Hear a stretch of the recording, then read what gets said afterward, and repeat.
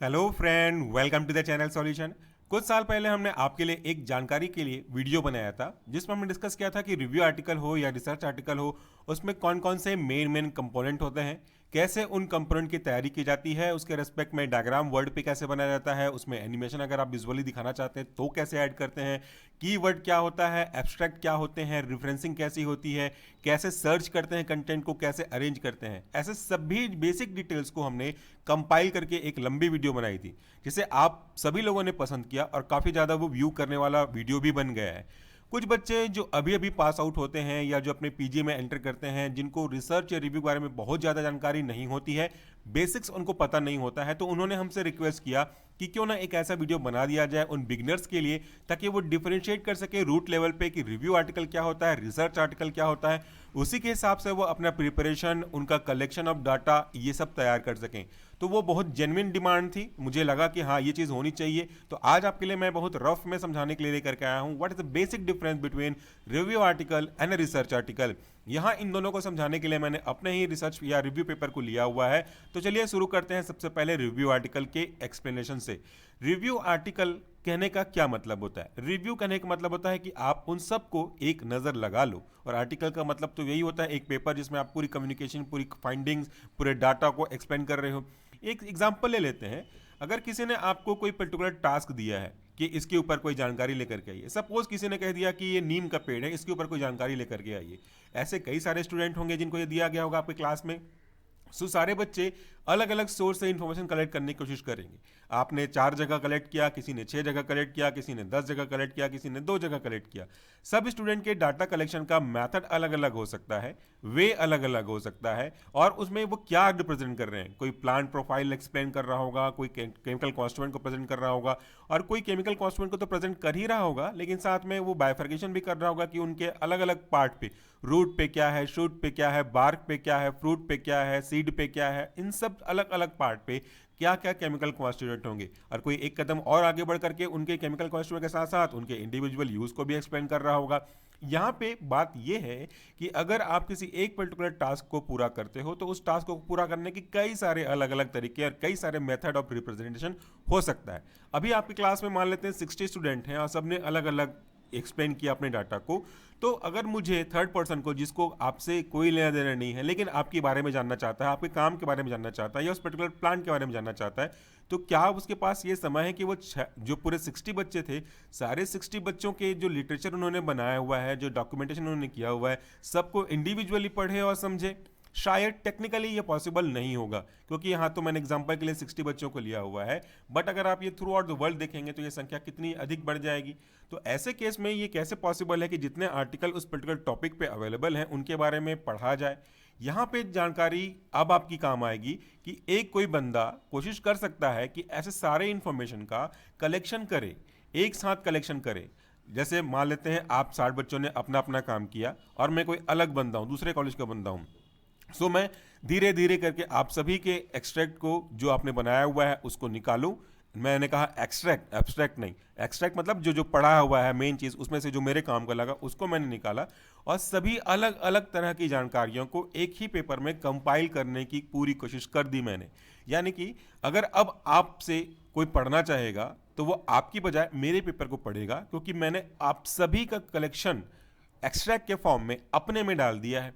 तो ये आप सबके अलग अलग इंडिविजुअल पढ़ने से बजाय जो पढ़ने वाला होगा, जो सर्च करने वाला होगा, उसको आसानी हो जाएगी। कहने का मतलब यह है कि रिव्यू आर्टिकल एक ऐसा आर्टिकल होता है जिसमें उस पर्टिकुलर टॉपिक से संबंधित सारी जानकारियां एक ही पेपर पे कलेक्ट करके दे दी जाती हैं।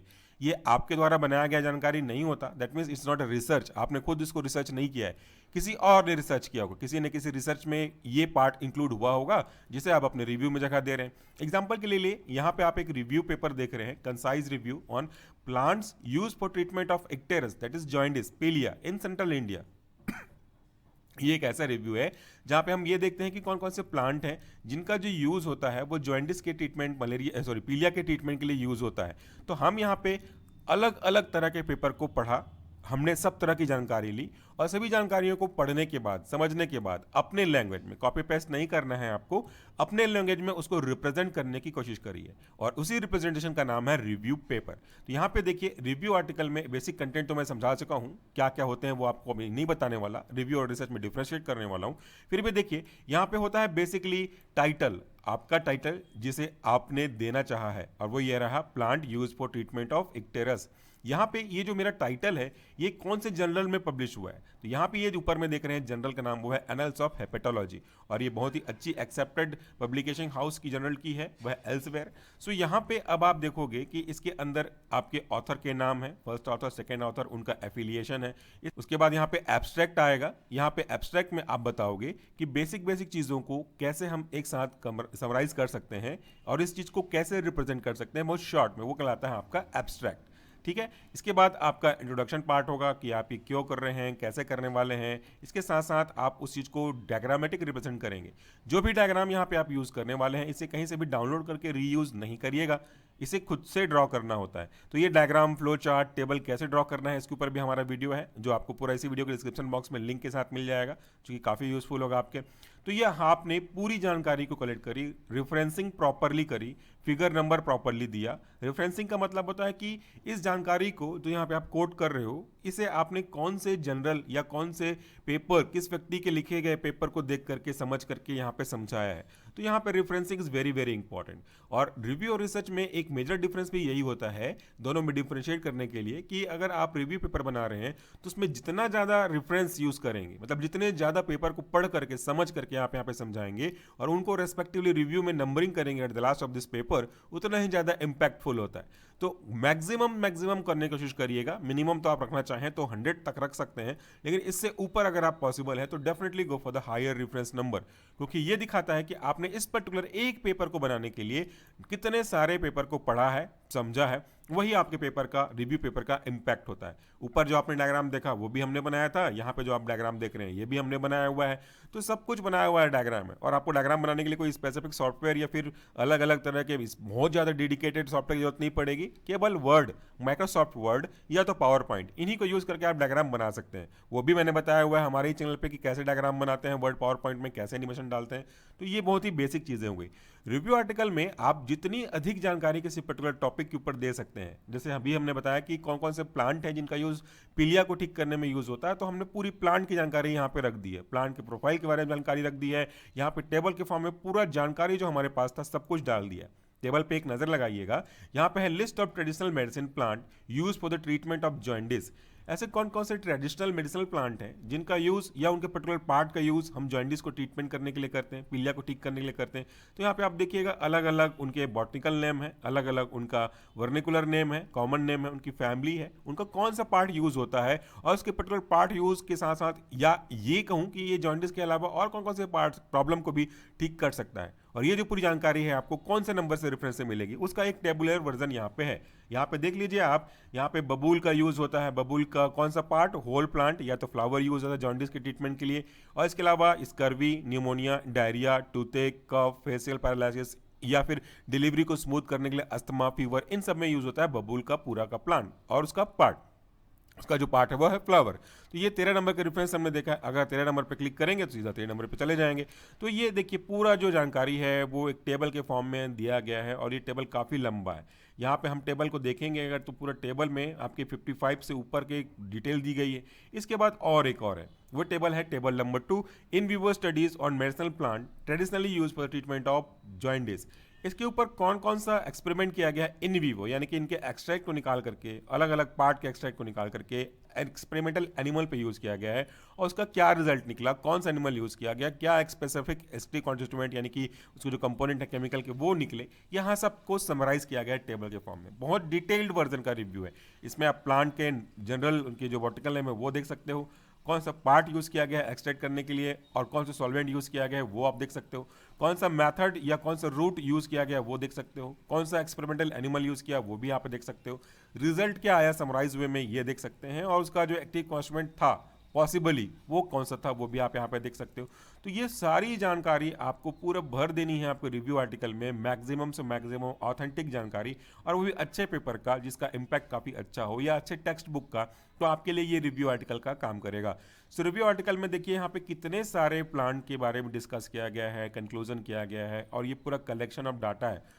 सो यहाँ पे जितने प्लांट यूज किए गए हैं 55 से ऊपर ज़्यादा, सब 55 के पेपर पढ़ना थोड़ा सा पॉसिबल नहीं होगा, तो उनको कलेक्ट करके एक ही साथ दिया गया है, वो है आपका रिव्यू पेपर। और ये यहाँ पे पूरी जानकारी हमने आपको दे दी। इन शॉर्ट लास्ट में ये कंक्लूड करना चाहूँगा कि रिव्यू आर्टिकल होता है कि कई पेपर पढ़ने के बाद उनके एक्सट्रैक्ट को अब आप अपने मन से अपने लैंग्वेज में एक्सप्लेन करेंगे, ताकि लोग 60 पेपर पढ़ने की बजाय आपका एक पेपर पढ़ना प्रेफर करें, क्योंकि आपके एक ही पेपर में वो सारी जानकारियाँ दी गई हैं जो 60 पेपर में जानकारी दी गई होगी। This is called review article. यहाँ पे आप बात कर लीजिए एक्स्ट्रा चीज़ों की, तो वो डिपेंड करता है कि आपको कौन से जर्नल पे सबमिट करने वाले हो, उसका क्राइटेरिया क्या है, एब्रीवेशन वो मांग रहा है कि नहीं, रेफरेंस का पैटर्न कैसा है, वो उसके ऊपर डिपेंड करता है। So these are the basic जानकारी related to the review article. यहाँ पे आप देखेंगे तो हमने 112 रेफरेंस यूज किया हुआ है, ये हो गया हमारा रिव्यू आर्टिकल। चलिए चलते हैं अब रिसर्च आर्टिकल के बारे में बेसिक जानकारी आपको प्रोवाइड करना।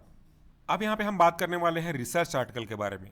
एक मेजर डिफरेंस रिव्यू आर्टिकल और रिसर्च आर्टिकल में ये होता है कि रिव्यू आर्टिकल में आप कुछ अपना नहीं करते हैं, आप दूसरों के रिसर्च को कलेक्ट करके कंपाइल करके शॉर्ट में और अच्छे तरीके से रिप्रेजेंट करते हैं, जबकि रिसर्च में ऐसा नहीं होता। रिसर्च में ईच एंड एवरी स्टेप आपकी फाइंडिंग होती है, आपने क्या किया, कैसे किया, क्या हुआ, क्या नहीं हुआ, क्या पाया, क्या पाना चाहिए था, या इनसे जुड़ी हुई हर एक जानकारी जो आपसे ही परफॉर्म की गई होगी उसका रिप्रेजेंटेशन कहलाता है। यानी कि कुल मिलाकर के कहूँ तो यहाँ पे केवल वही चीज़ें आएंगी जिसे आपने खुद किया हुआ है, किसी और का वर्क यहाँ पे एक्सप्लेन आप नहीं कर सकते। तो डेफिनेटली अगर आपने खुद ही किया हुआ है तो इसमें रेफरेंसिंग के लिए बहुत ज़्यादा रेफरेंस की जरूरत तो पड़ेगी नहीं। हाँ, जो प्रोटोकॉल फॉलो किया है, जो मेथड फॉलो किया है, उसकी रेफरेंसिंग हो सकती है, but each and every step की रेफरेंसिंग नहीं होगी, वो आप ही का होगा, क्या फाइंडिंग किया वो आप ही का होगा। तो यहाँ पे मेन डिफरेंस ये है कि यहाँ पे रेफरेंस की संख्या कम होगी, जितनी कम रखेंगे आप उतना अच्छा होगा। ऑथेंटिक रेफरेंस यहाँ पे रखेंगे तो that will be very helpful. तो यहाँ पे रिव्यू के बाद अब हम बात कर रहे हैं रिसर्च की, तो कुछ कंटेंट तो सेम होंगे। आपका टॉपिक जस्टिफिकेशन करना होना चाहिए, एक अच्छा जनरल होना चाहिए, एब्स्ट्रैक्ट में आपको एक्सप्लेन करनी होनी, कीवर्ड होना चाहिए जिसे मैंने आपको पहले वीडियो में बताया था, इंट्रोडक्शन होगा, डिटेल में मटेरियल्स एंड मेथड होगा। अब आप देखिए यहाँ पे आपने काम किया है ना, कोई भी काम, अगर एग्जाम्पल के लिए बात करते हैं, अगर आप कोई कुछ सब्जी भी बनाना चाहते हो तो सब्जी बनाओगे तो आपका खुद का मटेरियल और मेथड तो होगा, क्या मटेरियल यूज़ किया है, कौन सा मेथड यूज़ किया आपने बनाने के लिए, उसके हिसाब से आएगा। एग्जाम्पल की बात कर लेते हैं, अगर आप रोटी ही बनाते हो तो रोटी बनाने के अलग अलग तरीके हैं, क्या आपने बेलना से बेला है, या मशीन मैनुअल आती है उससे पंच किया है, या ऑटोमेटिक रोटी मेकर से बनाया हुआ है। सो मटेरियल तो सेम हो सकता है, मेथड आपका अलग अलग हो सकता है, और ये पूरा डिटेल आपको देना पड़ेगा अपने रिसर्च आर्टिकल में। रिव्यू आर्टिकल में इनकी बहुत ज़्यादा जरूरत नहीं पड़ती, क्योंकि हमको कलेक्शन ऑफ डाटा ही दिखाना रहता है। यहाँ पे अलग अलग टॉपिक्स हो सकते हैं depending upon your project work, topic और थीम। यहाँ पे है identification and confirmation of medicinal plant, extraction procedure for the different parts of leaf जिसके आपने आप स्टडी करना चाहते हो, केमिकल, रिएजेंट, एनिमल कौन सा यूज़ किया, टॉक्सिक स्टडी आपने क्या किया, लिवर डैमेज कैसे किया, कौन से मेथड को यूज़ किया, ग्रुप कितने बनाए, ग्रुप का असेसमेंट कितना किया, बायोकेमिस्ट्री ऑफ लीवर कैसे लिया, हिस्टोपैथोलॉजी कैसे आया, रिजल्ट कैसे आया, एक्यूटॉक्सिटी क्या आई आपकी, क्या फाइंडिंग्स किया, सब कुछ आपको एक्सप्लेन करना पड़ेगा। यहाँ पे आप देख सकते हैं लीवर में एसाइड्स का फॉर्मेशन है, तो वो हमने कोट किया है। डिफरेंट ग्रुप लिए थे, उसके ग्रुप के एनिमल के लिवर के अंदर हमारे जो कॉजिंग प्रॉब्लम करने वाले थे, लिवर डैमेज करने वाले थे एजेंट थे, उनका क्या असर हुआ, और हमारे ड्रग का जिसे हमने यूज़ किया था ट्रीटमेंट के पर्पज से उसका क्या असर हुआ, ये सब हमने यहाँ पे कंक्लूड किया है। Different types of evaluation method जो हमने यूज़ किया था, T test, student test, tie test, अलग अलग एनोवा टेस्ट, इन सब के रिजल्ट को स्टैटिकली डाटा के रूप में रिप्रेजेंट किया है और रेफरेंसिंग करी है। रेफरेंसिंग यहाँ पे देखिए 11 ही रेफरेंस है, जबकि इससे पहले जो रिव्यू आर्टिकल मैंने आपको दिखाया था उसमें 112 रेफरेंस थे, तो इसमें लगभग 101 ज़्यादा थे उस वाले में, और यहाँ पे केवल 11 है, और वो भी 11 इसलिए क्योंकि इनसे ही हमने देख करके प्रोटोकॉल वगैरह को निकाला था। तो ये रहे basic difference between review article and research article. उम्मीद करता हूँ कि आपको चीज़ें पसंद आई होंगी, समझ में आई होंगी, और ये वीडियो खास करके उन बच्चों के लिए है जो अभी अभी रिसर्च या रिव्यू आर्टिकल के बारे में जानकारी कलेक्ट करना स्टार्ट कर रहे हैं। जो आप ऑलरेडी एडवांस लेवल पे पहुंच चुके हैं, टीचर हैं या रिसर्च साइंटिस्ट हैं, उनके लिए तो डेफिनेटली ये यूजलेस होगा, क्योंकि उनको पता है। फिर भी अगर कहीं से कोई एडवांटेज हुआ होगा, that will be grateful for me. Feedback में जरूर कमेंट करिएगा कि आपको और कौन सी जानकारी चाहिए, क्योंकि हमारा पर्पस क्लियर है, हम सब कुछ स्टूडेंट्स के लिए करना चाहते हैं, जो उनकी प्रॉब्लम है उनका सॉल्यूशन जहां तक हमसे हो सकता है हम वो करना चाहते हैं। तभी तो हमारे चैनल का नाम रखा है solution of your pharmacy problem. Thank you so much for watching this video. नमस्कार, टेक केयर।